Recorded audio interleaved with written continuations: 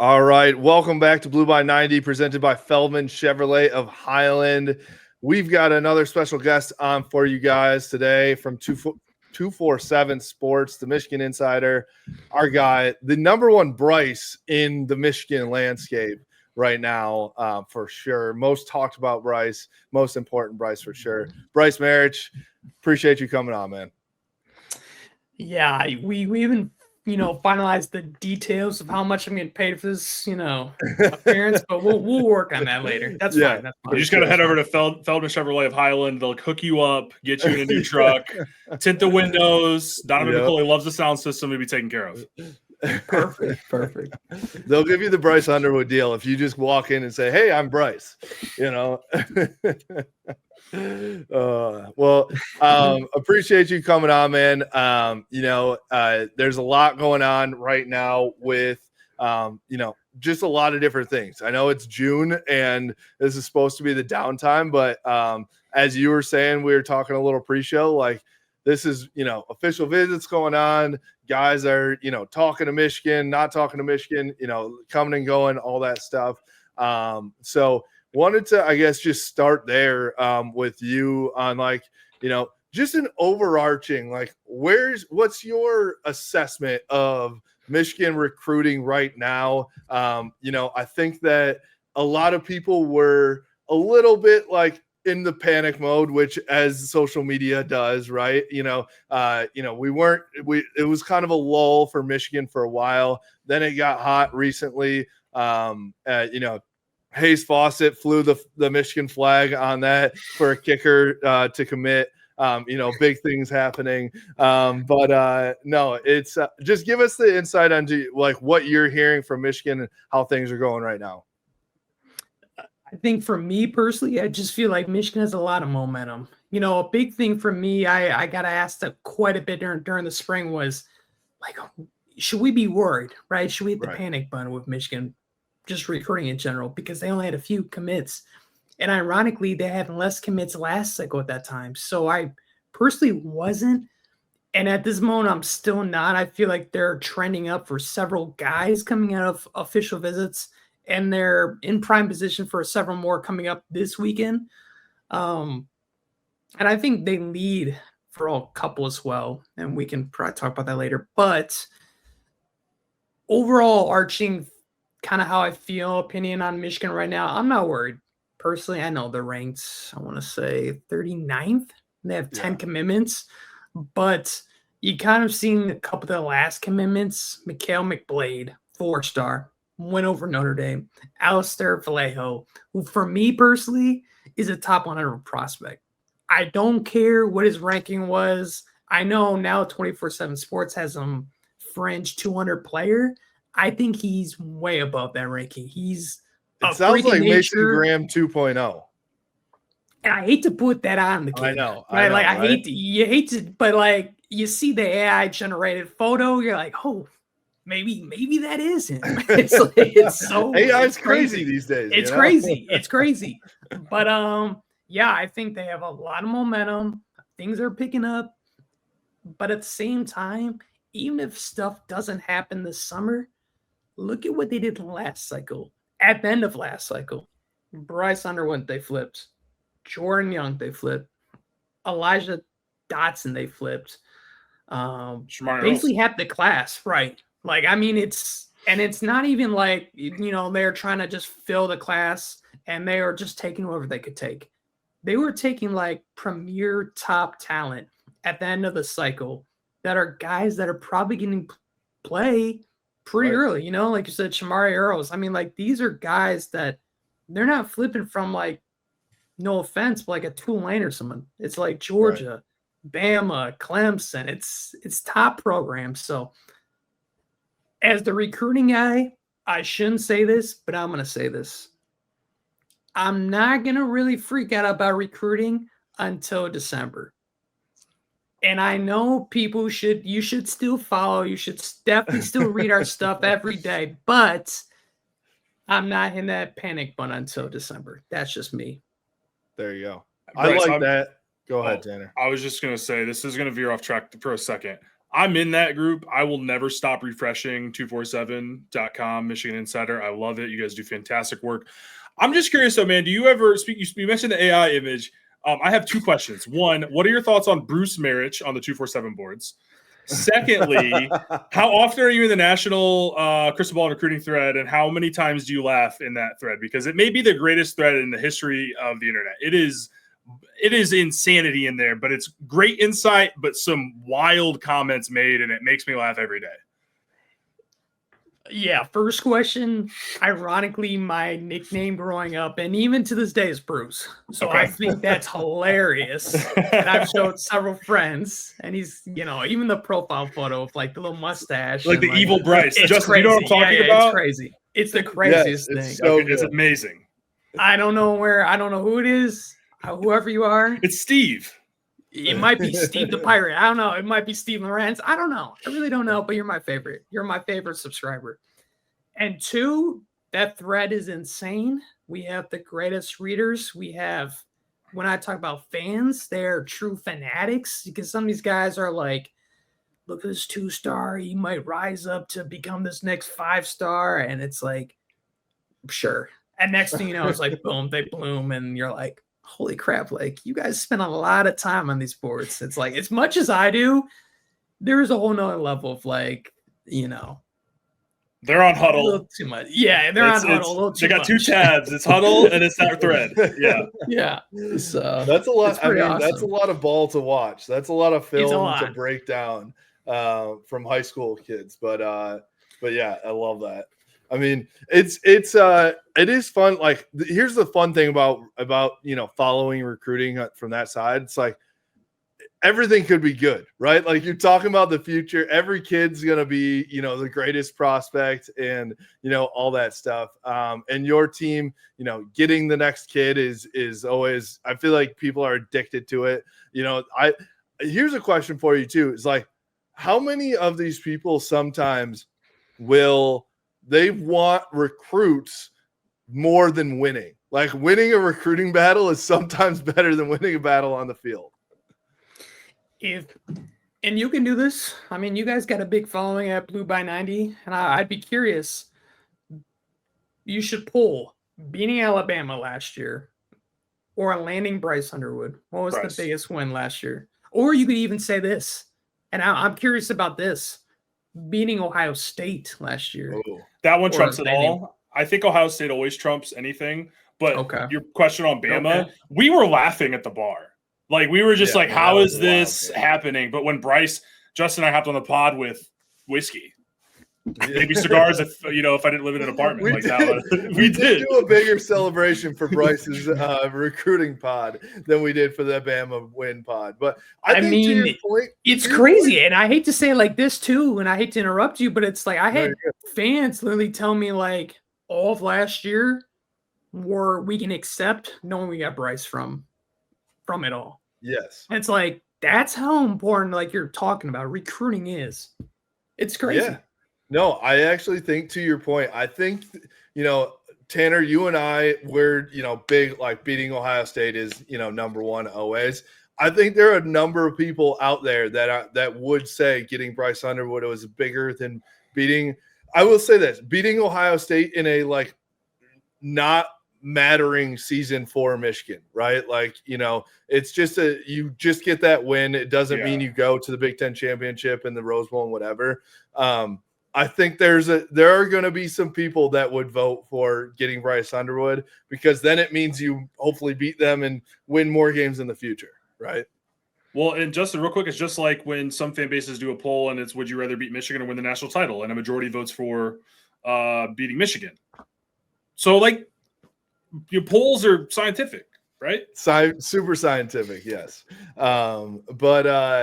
Yeah, I mean, so the big thing right now for Michigan in recruiting is this house settlement just happened. I feel like, everyone was worried about that. I mean, it's been kicked down the road until like quite literally the last minute here, seeing as it's going into effect on July 1st. And now collectives and universities and athletic departments have, 2 weeks to figure out their plan for it, which is just insanity.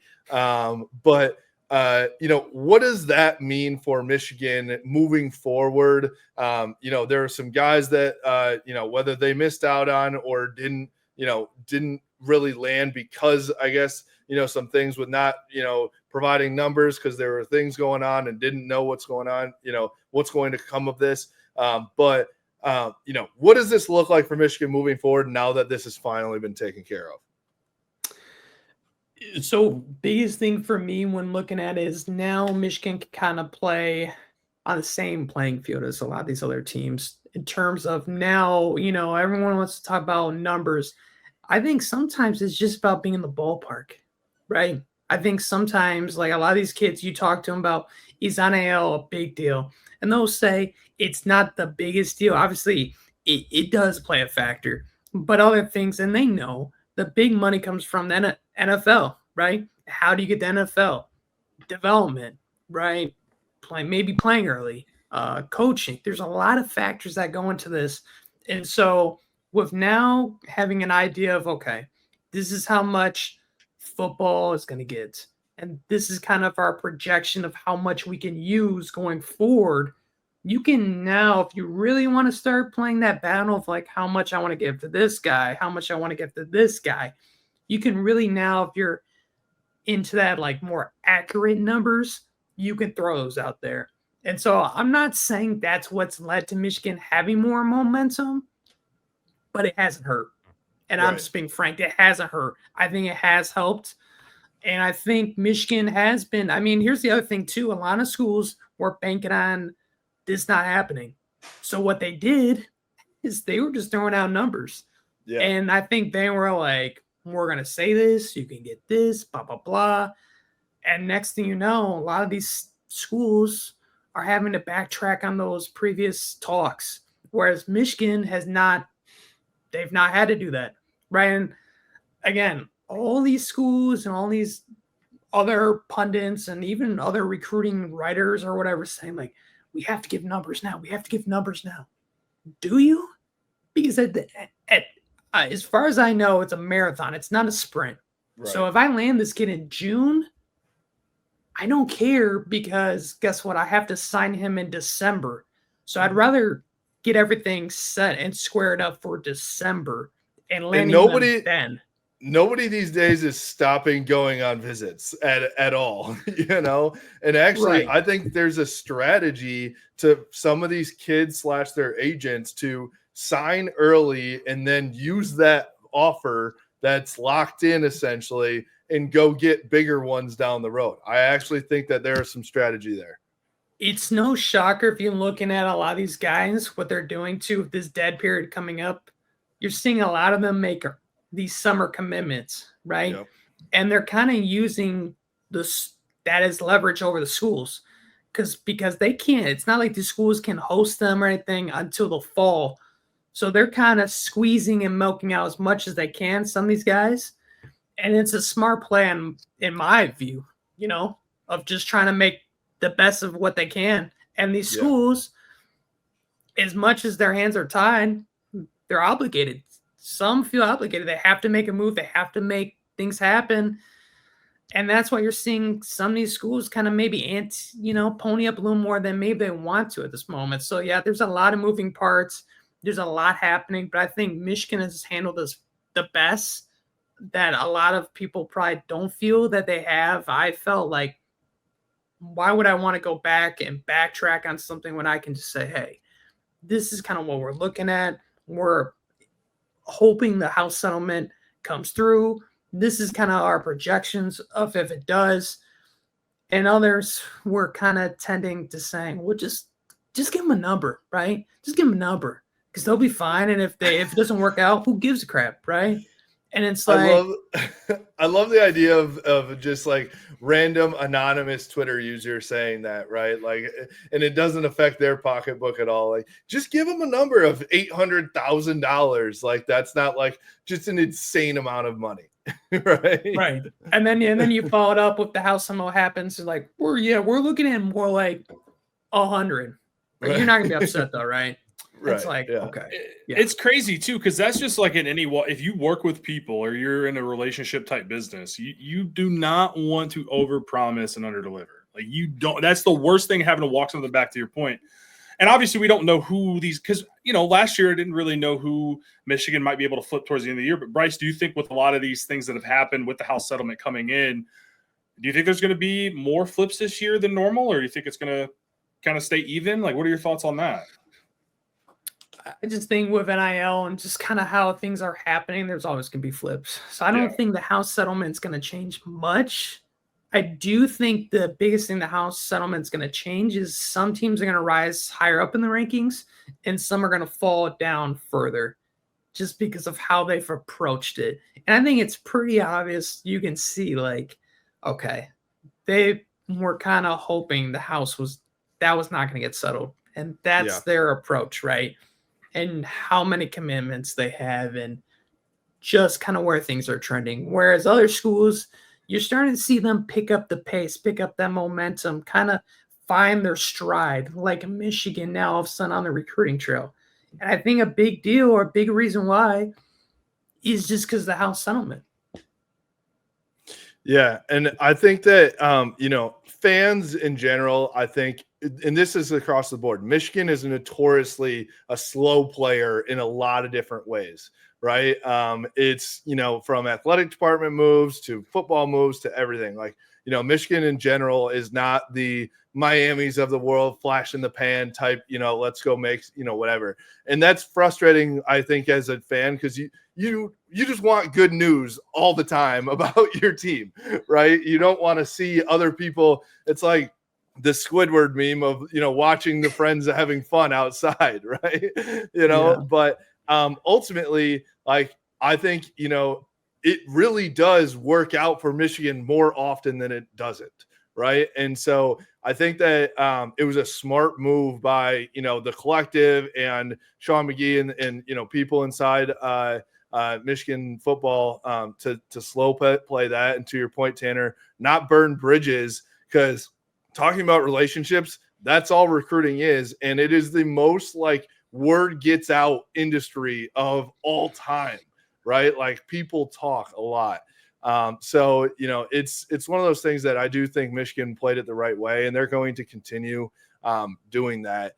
And so, I mean, I think that when you're looking at where is Michigan going to end up in this class, I also am with you on not panicking. I also think, I want to ask you about how Sharon and the recruiting staff and all of them are looking at it with NIL being, a huge factor now. Are there ever times where it's like, you know what, we love that kid and he'd be amazing, but the price is just too much? Why don't we go, 1 star down or something like that, get 2 of those guys for the price of 1, essentially? Or like, is there ever that conversation where it's like, all right, the value's just not here for the price, and we're going to kind of get out of this race? Yeah, as much as I would love to give you a straight answer on that, I'm not in the coaching meetings, so I don't exactly, but kind of veering towards how I'd approach that would be like, I think you kind of see how Michigan's approach is when it comes to the portal and recruiting, right? I don't think you're ever going to see Michigan overspend on a guy in the portal, because I think in their eyes, they would prefer to get a higher end high school talent than spend that money on a guy in the portal that maybe didn't produce or he's a whatever. And they're not going to overpay for a guy in the portal just because he's older, right? He came from a school. Like, you can see how they approach the portal, and they have certain needs. They definitely address those in the portal, but they're not going to go above and beyond if they don't feel the necessary need to, right? Whereas in recruiting, they kind of do the same, but I think there's more runway, right? Yeah. And I think they're willing to go further that next step because you have that developmental piece. You have years, hopefully, if they don't in the portal, but hopefully you can work with them, develop them, get them strength conditioning program. Whereas some of these guys, this is their 3rd, 4th, even fifth school. Like it's insane. And it's like, do you really want to drop a bag for a kid like that? Yeah. Or maybe someone on the recruiting trail, and I think a lot of schools you're seeing, what do you prefer? Yeah, well, I look at it a little bit, using the Jackson Cantwell recruitment as an example. It just from everything that I gathered, that price just kept going up and up and up. And as much as you're like, all right, that is a stud kid, right? He's going to be, he's a 5-star offensive lineman. That's exactly what Sharon Moore wants, is to have a guy like that to build an offensive line around. At some point, it's like, okay, can we go get 2 4-star linemen that are still pretty damn good? That's not going to cost you an arm and a leg. Like, I don't know. That's just me, but I feel like there's got to be a breaking point for not just Michigan, but teams out there just in general, where it's like, all right, man, this price is it's just too much. Yeah, and here's the other thing. They have a vision, and they also have there's a limit, right? I think everyone thinks there's this Queen Jolene, and they just can, write a letter to her like Santa Claus and hope she's just gonna hand up Bryce Underwood or like 100. I might write her a letter, Bryce. That's a good idea. I might, send it to Oracle headquarters. Say, hey, I would love a 5-star offensive tackle. Like, I mean, I think fans think like sometimes like that's just how it works. Like, yeah, it's they can get whoever they want, but you have a good point there. It's like, do you take the 2 4-stars? Or do you take that high 5th star? And here's the other thing, too, of Michigan that they've always prided themselves on, their eye for talent. Right. They always seem to find those and, discover those like diamonds in the rough sort of players, like a Mikey Sanderstill. How much do you think he would have been paid? Not much. Not How much do you all. think he would have got paid at the end of his career, right? Right. Like if he entered the portal as a senior, if he decided to, I mean, it's like sometimes I get the stars. It's a big deal, and it does drive up sometimes NIL deals. And I see why the recruits and the recruits' families are so like, we need to be a 4-star. We need to be a 5-star because it does matter to an extent. But when it comes to the team stuff, sometimes like the 3-star is the better take. And maybe it's just a culture fit, right? Maybe it's just a better fit in the team. And that's why you're going to pass up that 5-star, because there are times where if I think in Michigan is like this, where if they don't feel like he's a culture fit, they're not going to take him because he doesn't fit the locker room. And that's a big thing. And people have to understand, just because one guy's ranked higher than the other, they're not automatically going to just take him just because of that. Some schools do that, but Michigan and Sharon will not do that. And I think that's telling. And you see that with recruiting, especially with some of the guys they've landed, like Tariq Boney. Right? They talked to him. They saw him. They offered him. He's around 800 overall, 750. But Michigan identified him 6'2", 230. First thing they thought of, Josiah Stewart. Yeah. And if he could be that, you take that in a heartbeat, right? You take that in a heartbeat. So, you just got to trust your evaluations, trust your eye for talent. You got to trust your development, your strength and conditioning program, and know you're in good hands and you can develop these guys and mold them to what you want to become. Because again, there's only, I think for us, 32 5-stars. Like, you're not going to land. Your whole class is not going to be that top heavy, right? Right. So you kind of want to fill it out proportionally where, the recruiting class is basically how Michigan's been trying to handle it. I mean, the transfer class, you're just trying to like fill in the gaps. You're not trying to make the whole roster the transfer portal. Like that's what Michigan's trying not to do. Yeah. And that's why you're seeing them spend more money on the recruiting front compared to the transfer. And so do I think it's going to pay off? Sure. And the other caveat people also forget, you got to pay your own roster.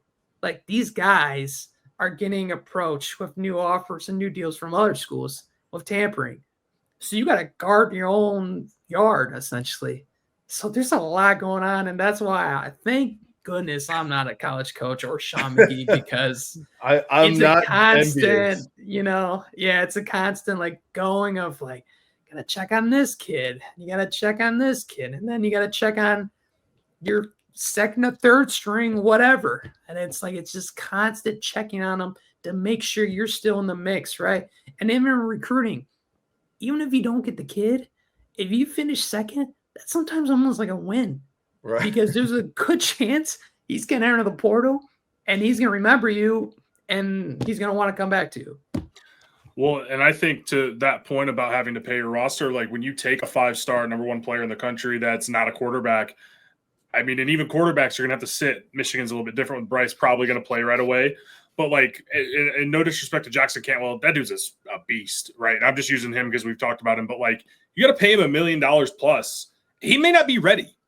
He's going to sit on your bench. And then what happens in December if the portal comes calling? It's like, oh, we'll pay you 1.5. You'd be our starting left tackle next year, right? So, like, you do run that risk. I mean, to your point, Brice, I couldn't even imagine trying to make, like, it's hard enough, dude, in the video game, but like, I make that joke all the time, but like, dude, I can't even imagine, like, and just some of the things that we hear of like the craziness that still goes on with the NIL landscape, like having to re-recruit your roster every single day. Like, it would be just extremely tiresome. Yeah. It's not easy. But real quick, want to give a shout out to our newest WIN member here, Zingerman's Deli. We appreciate them for the support. If you haven't been there, I mean, it's an Ann Arbor staple, obviously. So got to give them a shout out. Personally, my order is the Tarbs Tenacious Tenure. Unbelievable. Great spot. Great sandwich. So go check them out. Give them a little love here. We appreciate them. And so I also want to dive into Brice this past weekend. So Michigan had a huge weekend with Savion Hyder in among a bunch of other guys. And, you know, it seemed like that there was some pretty good momentum coming out of it. Maybe a couple hitches in what was going on, but ultimately seemed like some positive things happening there. What was your assessment of where Michigan stands after this past weekend?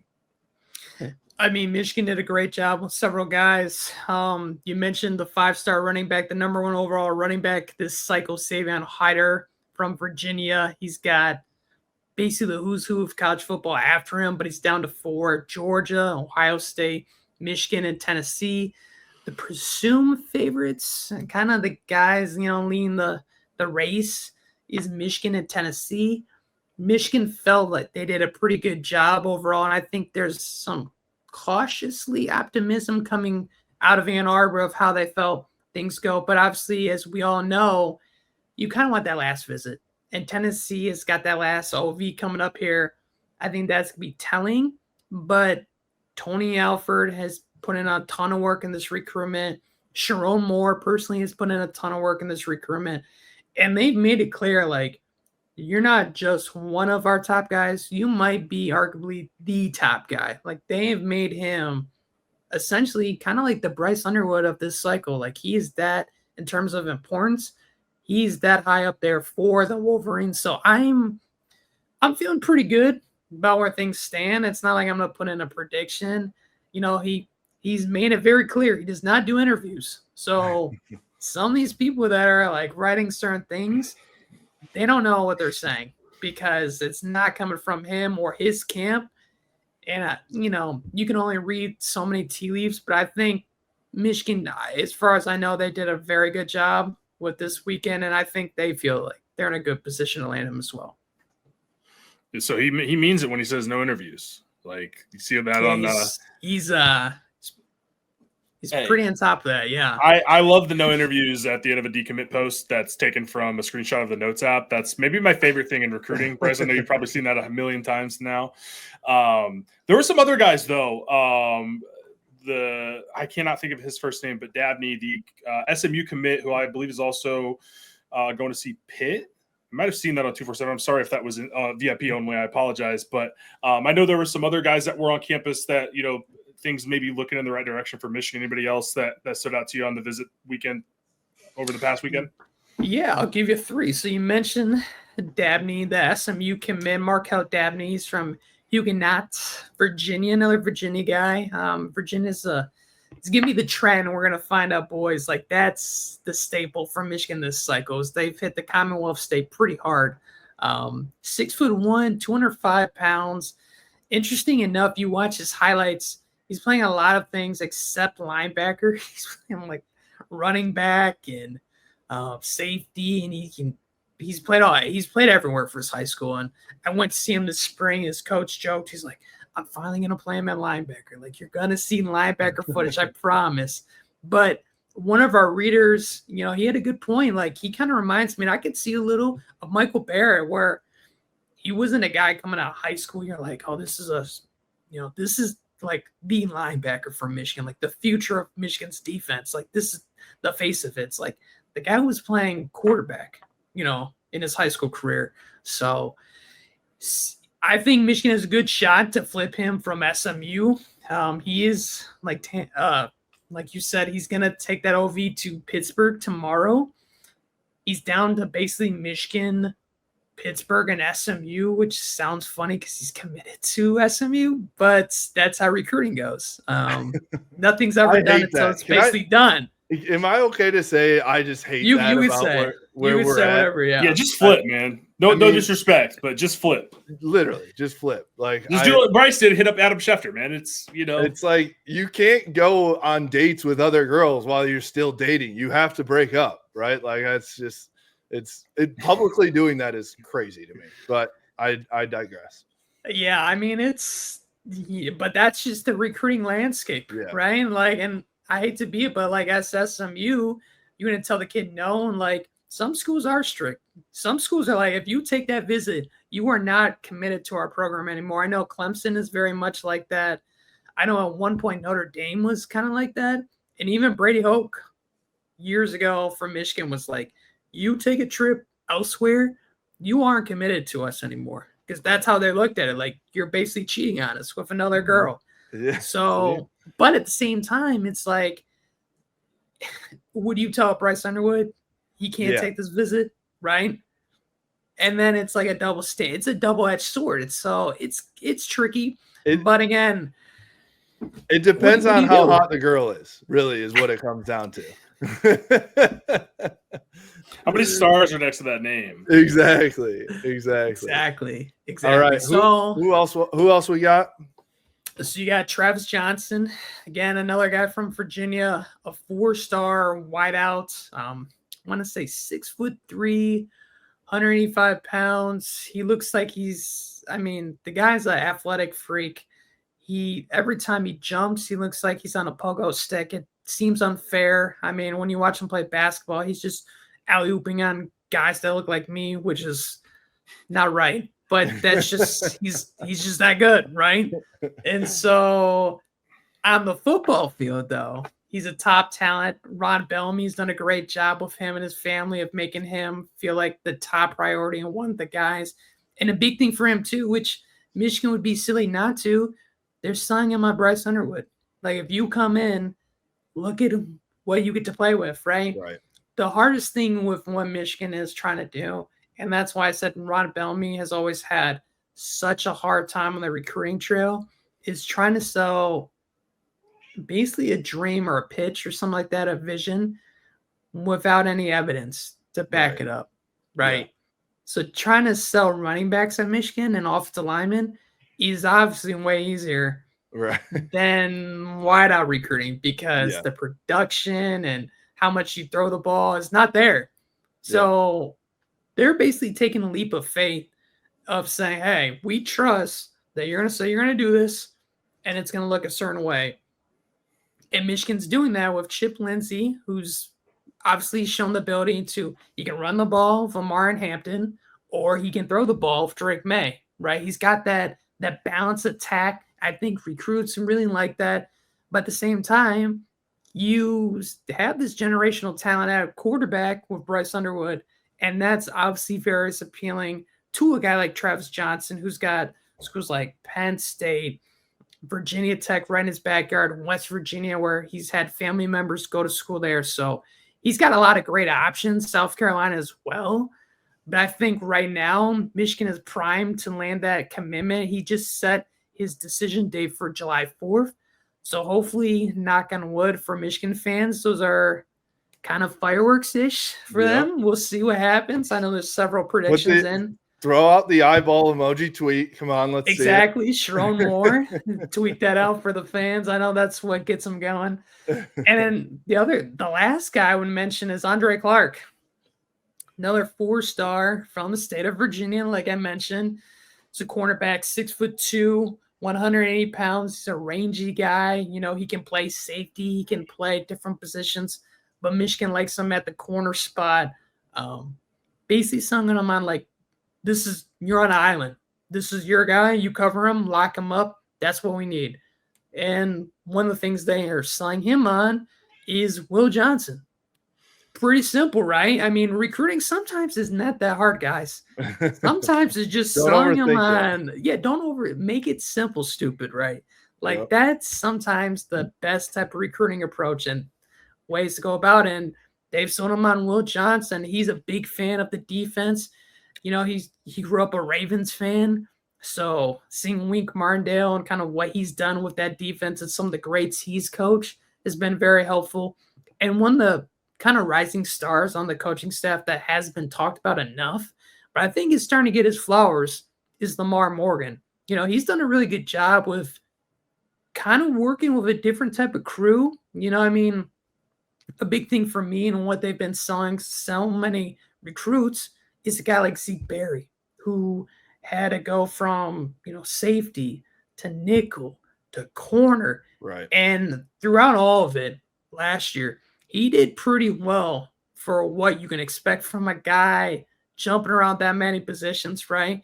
And so that versatility, that position flexibility, that's really intriguing for guys because, again, just like a work resume and like if I'm on LinkedIn, the more you have to offer and show in the NFL, the more they're going to obviously like, right, about you and your skill set and wanting to draft you.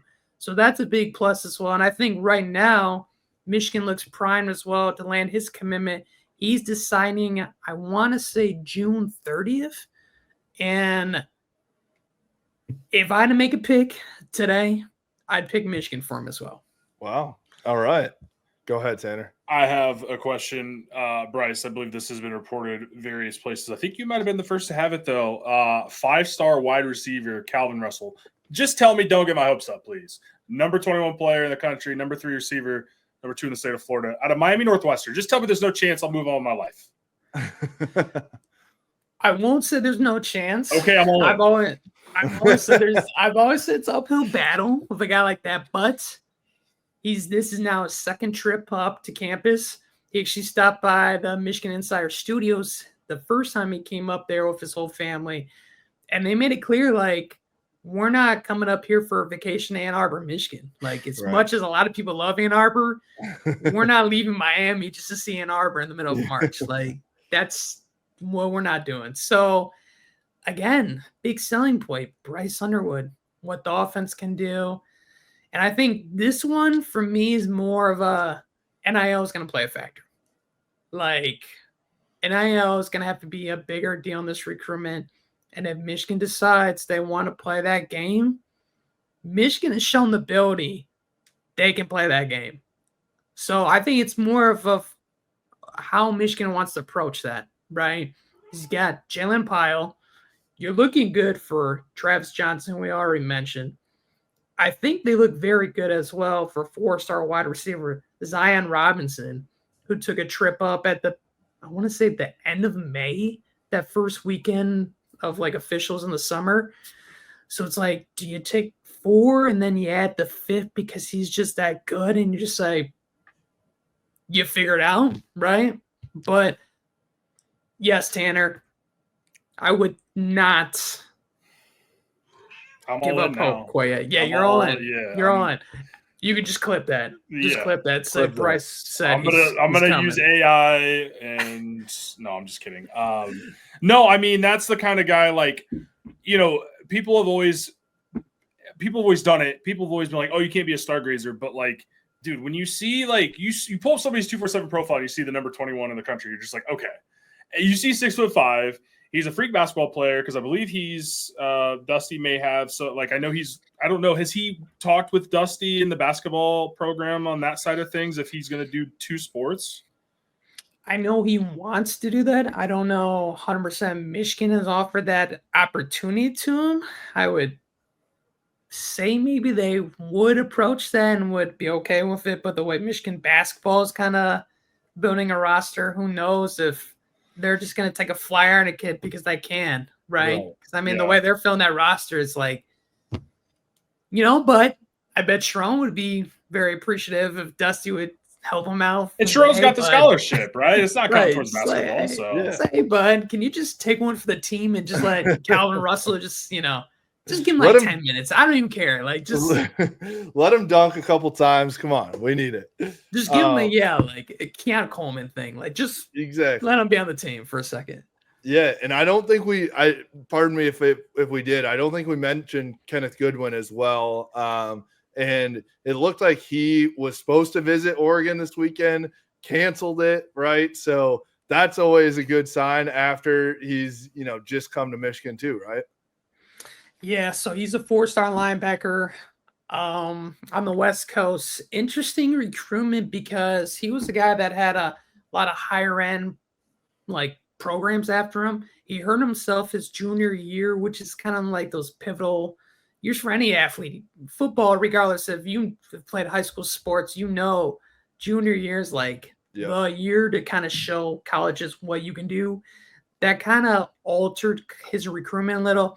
He's fully recovered now. I think Michigan has been monitoring that recruitment for quite some time. John Murray has done a good job of kind of keeping the iron in the fire there and not just backing away. And then obviously he's been up to campus several times this past weekend. He was up, had a fabulous time, really connects with the coaching staff. He likes their vision of how he would fit in the defense as well. And he's a guy that I could obviously see in the class too, but linebacker recruiting is going to be interesting of how many do you take? Who do you take? When is the right time to take these guys? So I think you're going to start seeing some dominoes fall, and who knows, maybe some guys, go one way and that alters the direction of other guys. We'll see. But this is a guy I think Michigan is, again, in a great position to land. And anytime a guy cancels a visit coming off your trip, it's a good sign. It's a good sign. It's a good sign. All right. Well, anything else from you, Brice, that, I know we've touched on a bunch of different stuff, but anything else from you that you feel like is like, not breaking news, but just top of the mind? I think for me, this weekend's going to be a pretty pivotal weekend for recruiting fans in a sense of where offensive line recruiting goes, because you got a guy like Malachi Lee. He's a 6'7", 320-pound offensive line, road grading, just beast, right? Yeah. From the state of Hawaii. And this would make, I want to say, his 4th or 5th trip to Ann Arbor, which again, that's pretty telling that a guy is going to come from essentially like Honolulu all the way to Ann Arbor. That's that many times. But he's got a lot of great options. Georgia, Alabama. I know Alabama this past weekend rolled out the red carpet. He's in the mix. Kevin Olbott. He's a 4-star offensive lineman from the state of Idaho, which Michigan has recently had pretty good success there. They got a guy named Colston Loveland before. Yeah. So hopefully, decent. Hopefully, if they were to go back in the potato state, they could land a decent guy like him. And I think it'll be interesting to see kind of where some recruitments go and how Michigan approaches, because here's the other thing too. I think it's almost like a cat and mouse game with some of these recruitments, because Michigan is in good positions for several guys, but then like a school like Texas that's in the same spot with several of these other offensive linemen, they're in the same kind of predicament as well of like, okay, does Michigan kind of push and go more all in on this guy, which maybe we go more all in on this guy, right? And so I think that's why this house settlement kind of makes it even more interesting, because it's like, how many chips do we want to push to this corner? right? Do we want to push more on this side or do we want to put it on this side? And so Michigan has shown the ability to spend on certain positions more than others. I think offensive line has been very clear. That's one area they're going to spend. And I think the other spot I'm taking a close look at for this weekend, defense line. Like Michigan has shown, especially with Sharon Moore, they still want to have the best play in the trenches. Yeah. And two guys, if you just want to be fanatics, like Tanner said, of just watching just huddle tape and just being like jaw dropping, watch Carter Meadows and Ty Davis. You watch those two films of those two guys both coming in this coming weekend, you're going to say, we need to get those guys. I don't care what it takes. These guys need to be in the class. Carter Meadows, a 5-star from the DMV. He's down to 4 schools. Michigan is one of them. High academic kid. He comes from the same school as Kanoa Winston and Evan Link. He's got a good relationship with Kanoa himself. So hopefully that doesn't hurt. And then Ty Davis is down to Michigan and Alabama, and Michigan's getting that last trip. And we always talk about how getting that last trip is kind of sometimes the most memorable because that's the one you remember, right? So hopefully Michigan can make the biggest impression there. And Louis Esposito, man, he's another guy that's shown the ability to like land some top end talent. And I'm not underestimating anything he can do in the recruiting trail. So offensive line, defensive line, and so much more, man. The best thing I can tell people, subscribe. Just subscribe, read our stuff. Yeah. I'm telling you, we are the most plugged in. We're not selling BS. We know we're gonna give you we're not gonna sell you fake crap. We're not writing fluff stuff just for fluff stuff, right? If I want fluff stuff, I'm gonna go down to the bakery, right, and get some stuff. I will say this: when I need real info on anything, I text Brice. That is an actual fact. So I text Justin to get that secondhand, and then I go to Brice Marich and see what he's got to say. You know, see, I didn't know. I thought it was your number in the WhatsApp. That guy that keeps saying Brice Marich _ not Tanner. No, that's Go Blue 17 numbers tweeting at you saying just pay them whatever it takes. Yeah, it's my burner account. Yeah, I called Jolene. So yeah, exactly. Well, I think Tanner's plans for this weekend are probably go watch those guys' tapes. Then, donate to Champion Circle. I'm not a big tape guy. I just look at the stars, man. I just look at the stars. I trust, Brice, I know you don't do the rankings, but I like to think you do, and that you just dictate him for all 247. So I just kind of like, yeah, Brice likes him. I like him. Like that's how my brain works. So, I mean, that's fair. You look at always the best schools. Guess what? They're always pretty high up there in rankings. So. Yeah. No, you guys do a great job with that. I honestly don't even look at the composite anymore. I really just look at 247's rankings because there's a lot of fake crap in that composite now, man. So some of these places don't really care about the scouting aspect, and some try to just be, contrarian for the sake of being contrarian. So I mean, look, you guys listen to us, you guys and gals listen to us. We're just fanatics. 247 is the best site out there. I mean, I love Rivals. I love our friends, but for me, 247 is where I go. There you go. Well, follow Bruce or Brice, or I don't really fully know. Go follow him. Check out his stuff. Always writing good pieces, especially after these big visits on big weekends. That's where you need to get your info. We appreciate you, man. Thanks for coming on. Anything else you need to plug right now? Any upcoming shows? Anything else you got going on? Not much. We just got to figure out how I'm going to get paid for this appearance. But other than that, that's true. Okay.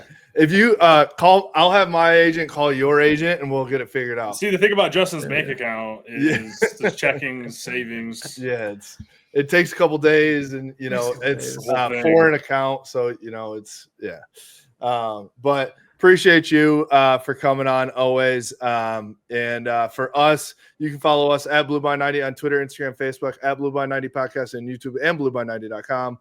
We appreciate you. Go Blue. Go Blue.